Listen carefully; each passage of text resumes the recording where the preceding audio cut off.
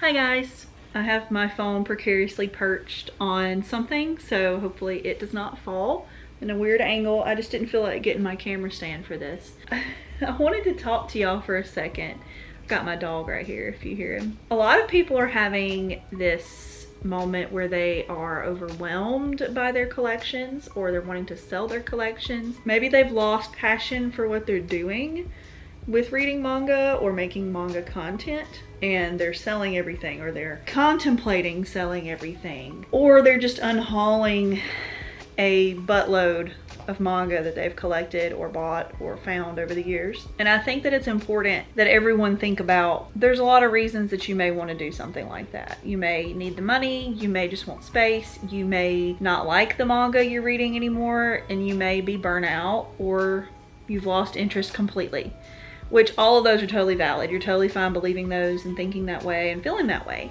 I think some people get so caught up in making content on YouTube, whether you're a frequent poster or just a semi-frequent poster. And I think that some people get overwhelmed with trying to keep up with the trends and trying to buy a lot of manga to make hauls, because that seems to do the best on MangaTube and collection videos. It shouldn't be a race to keep up with everybody. We all shouldn't be doing the same. I think the fun part about MangaTube for me personally, when I'm watching as a consumer of YouTube content, is seeing how different everyone's collections are, how different their hauls can be, how they think when they're reviewing manga and talking about what they've been reading lately. I think that's the best part. Not necessarily the fact that everyone makes the same videos hauling 800 books, hauling 300 books, hauling 260 books, you know?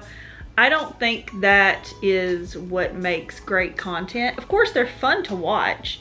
I watch people who buy brand new manga and people who buy used manga, and they'll bring like 300 books home. I watch that too. It's fun to see all the weird stuff that people come home with that I've never heard of in my life. I think that if we as a community and as consumers of manga, physical manga, digital, I'm not as into that as most people. I'm getting into it though. But as physical manga readers and collectors and manga tubers, I think everyone should try to be themselves and do it in a way that makes them happy.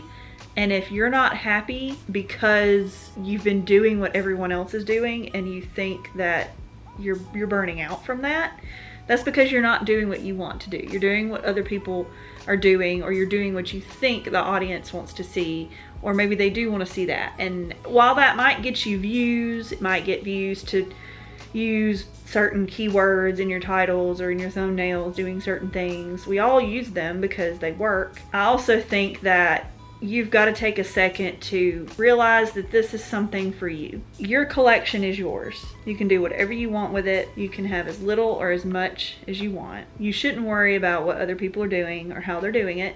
And comparing yourself is like the worst disease you can ever do. Promise. I've done it my whole life. Take a step back from it if you're getting overwhelmed. I hate seeing people put up their entire collection for sale because they're feeling a little burnout.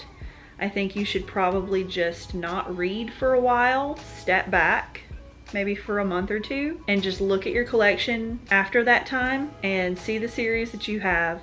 And if you see some that you are just not absolutely tragically upset if you sold them, then you can sell them. I think taking a little bit of time, and this is just my opinion, y'all can ignore it, of course, you are grown people and you deserve to make your own decisions.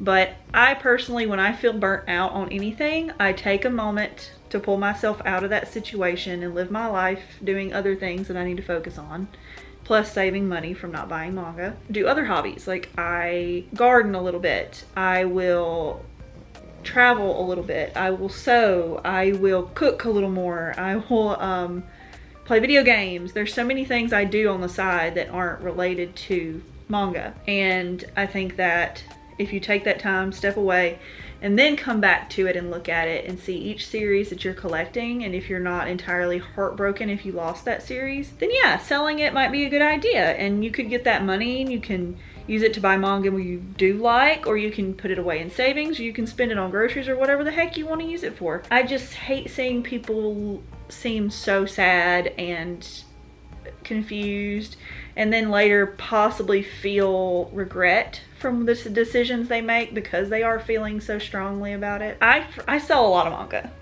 I don't know if you've noticed, I don't talk about it a ton here, but I have a Mercari account and an eBay account where I sell things around my house that I don't need anymore because it makes a little extra cash here and there. And I sell manga that I didn't love or that I hated all the time. If, like Oshinoko, that's super popular and I wanted to like it so bad, and I think the art is gorgeous and I loved most of the first volume. That's the only one I bought. But I got to the end of the volume where a big thing happened and I just didn't want to collect it anymore. I had already really liked certain things about it, and then those things went away. So I just decided after about a month of sitting on that volume that I wasn't in love with it like I thought I was. I think it's going to be a great series and I'll probably watch the anime on that one, but I'm probably never going to collect it unless something crazy happens and I change my mind. But I had only invested for one volume, so it wasn't too bad. Highly recommend taking a step back from your collection if you're experiencing burnout or manga fatigue, I guess we can call it, and thinking about where your values lie within your life and your finances and your collection. If you maybe bought into the hype and bought too much, or maybe you don't think you should have bought it at all, that's okay. There are people out there who will buy your manga. That's fine. There are plenty of us out there who are looking for a good deal. No worries there. Try not to get caught up on the fear of missing out as much. That's really hard. Everybody struggles with that one. I think that one's probably one of the hardest ones to fight for a lot of people. Things go out of print, and especially in the shoujo community or in the josei community, you don't want to be the one who doesn't get a copy of your possible favorite manga out there.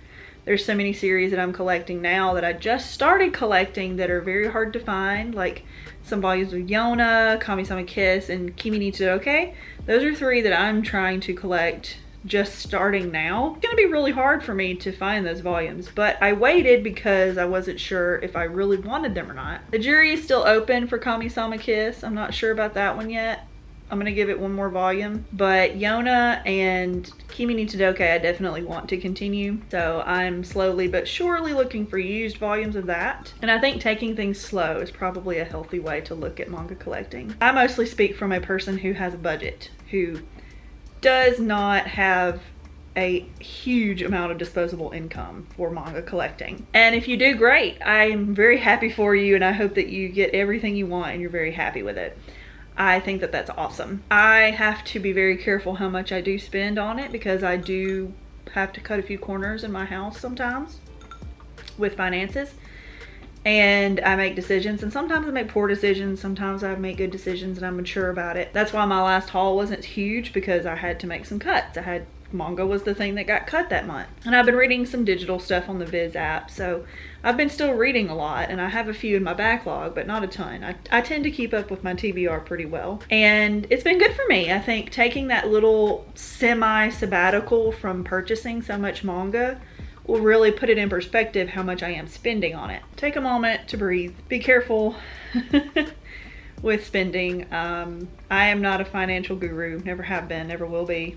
I struggle day to day with finances, but I also believe that we deserve to be happy, and treating yourself is good sometimes, as long as you know how to stop yourself from going too far. I'm also all about spring cleaning, getting rid of things that no longer bring you joy or take up too much space. So happy manga collecting, and I hope you guys have enjoyed this video.